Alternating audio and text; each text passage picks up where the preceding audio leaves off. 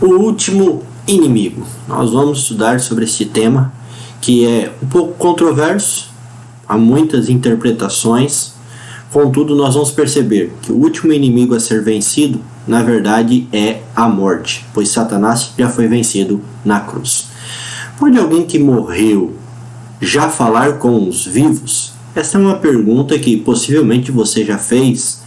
Na verdade, as telas de Hollywood, ou até mesmo as telas das TVs brasileiras, tentam falar para você ou ensinar a você que, na verdade, os mortos podem não somente falar, mas fazer muitas outras coisas. Mas eu pergunto, o que a Bíblia diz? Pode alguém que já morreu falar com os vivos? Bom, queridos, quem é o grande inimigo? Eu já disse que o grande inimigo é a morte. Então vamos lá. Gênesis capítulo 2, versículo 15 e 17. Gênesis 2, versículo 15 a 17. O texto diz assim: Tomou, pois, o Senhor Deus ao homem e colocou no jardim do Éden para cultivar e guardar. E o Senhor Deus lhe deu esta ordem: de toda árvore do jardim comerás livremente, mas da árvore do conhecimento do bem e mal não comerás, porque no dia em que dela comeres, certamente morrerás. Muitos ficam se questionando, por que Deus colocou isso? Só que veja bem, o texto bíblico diz que Deus falou a Adão: Adão, você pode comer de qualquer árvore. Você pode comer de manga, morango, kiwi, pode comer jaca, você pode comer melancia, você pode comer laranja, pode comer tangerina, você pode comer uva, pode comer açaí, pode comer carambola, pode comer graviola, fruta-pão e assim vai, pode comer tudo isso. Só que, Adão, só uma que você não vai poder comer. Imagine só, teve tantas oportunidades e só uma que não.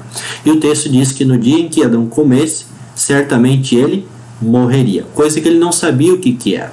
Agora vamos a Romanos capítulo 5, o versículo 12. Romanos capítulo 5, o versículo 12. Lá diz assim, 5:12. Portanto, assim como por um só homem entrou o pecado no mundo, e pelo pecado a morte, assim também a morte passou a todos os homens, porque todos pecaram.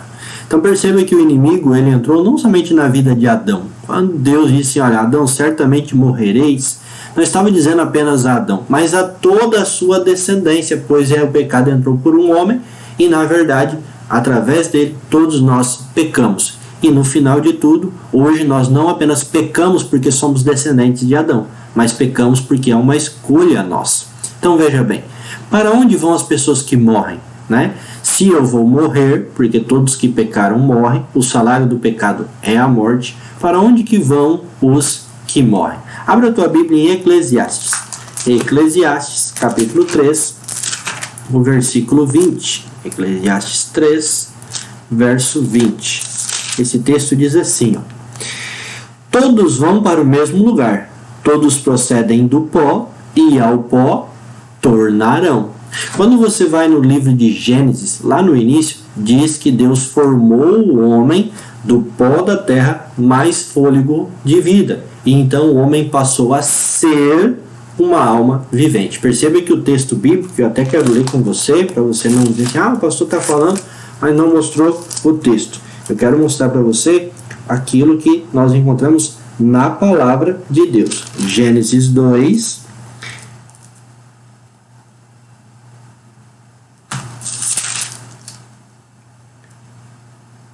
versículo 7, diz assim: Então formou o Senhor Deus ao homem do pó da terra e lhe soprou nas narinas o fôlego de vida, e o homem passou a ser alma vivente. Então perceba, nós não temos uma alma, nós somos uma alma. Isso é uma questão de português, ter e ser. Nós não temos, nós somos.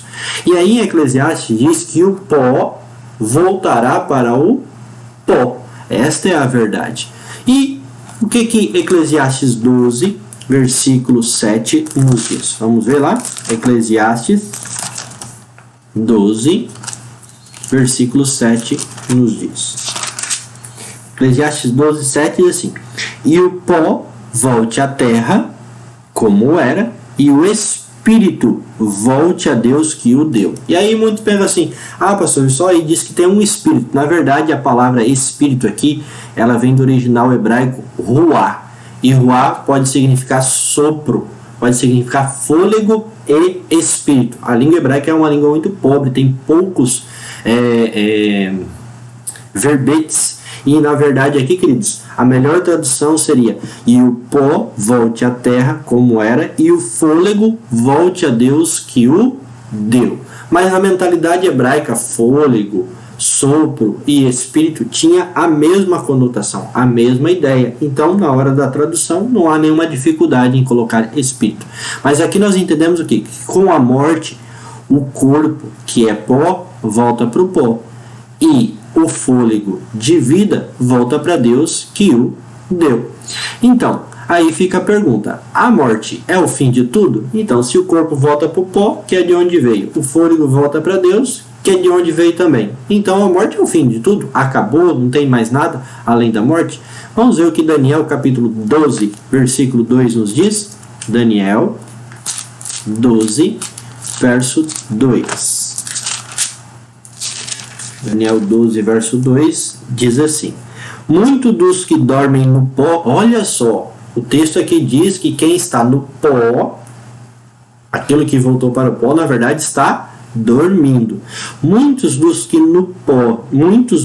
dormem no pó da terra ressuscitarão, uns para a vida eterna e outros para a vergonha e horror eterno. Então perceba que a Bíblia diz que todos aqueles que estão no pó, eles ressuscitarão. Ou eles ressuscitarão para a vida eterna, ou eles ressuscitarão para o horror e vergonha eterna. Então perceba que a morte não é o fim. Há algo depois da morte, mas não é uma alminha pairando por aí. É uma ressurreição. E quando que acontece a ressurreição? Com a volta de Jesus. Lembre-se dessa frase aqui, queridos. Nós podemos até viver sem Deus, mas será terrível morrer sem Ele. Por que será terrível morrer sem Ele? Bom, eu convido você a ir ao Evangelho de João, o capítulo 5. Evangelho de João, capítulo 5, verso 28 e verso 29.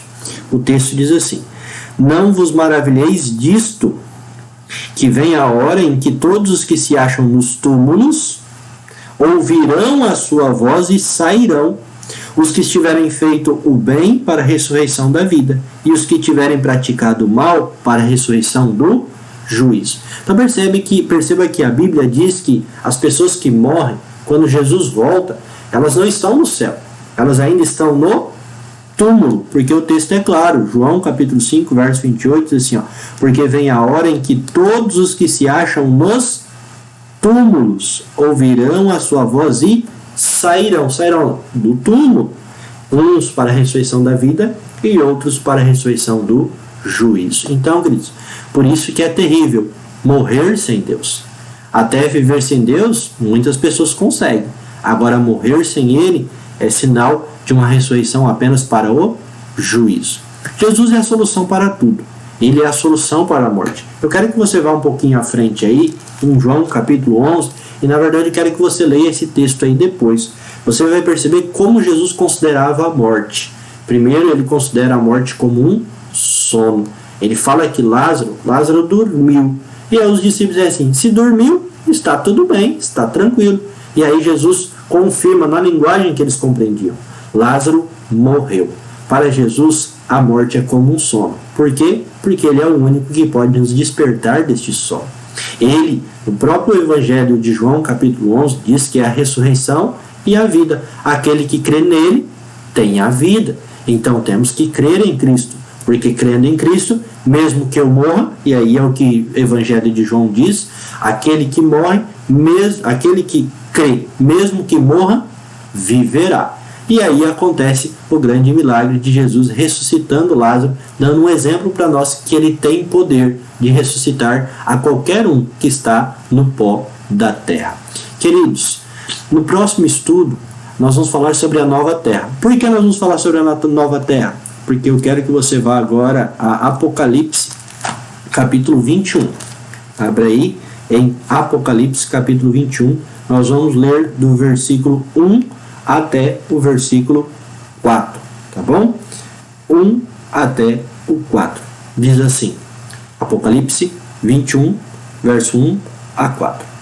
Vi novo céu e nova terra, pois o primeiro céu e a primeira terra passaram, e o mar já não existe.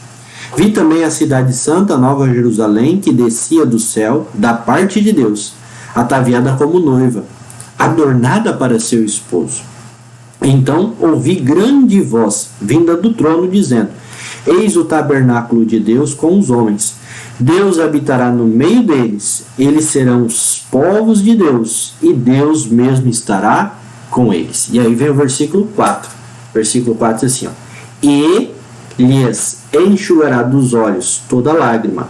A morte já não existirá. Já não haverá luto, nem pranto, nem dor, porque as primeiras coisas já passaram. O último inimigo a ser vencido, queridos, é a morte. E quando nós chegarmos na nova terra, a cidade santa, lá a morte estará vencida, porque lá não haverá nem pranto, nem luto, nem dor e nem morte. Agora eu quero fazer com que você reflita.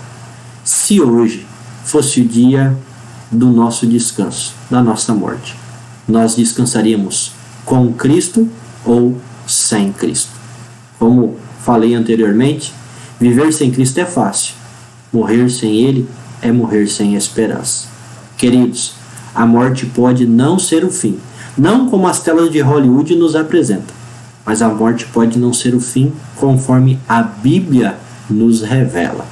Porque quando Jesus voltar, Ele vai ressuscitar os seus para a vida eterna, e aqueles que não o aceitaram, mesmo ouvindo a sua voz, vão receber a vergonha eterna.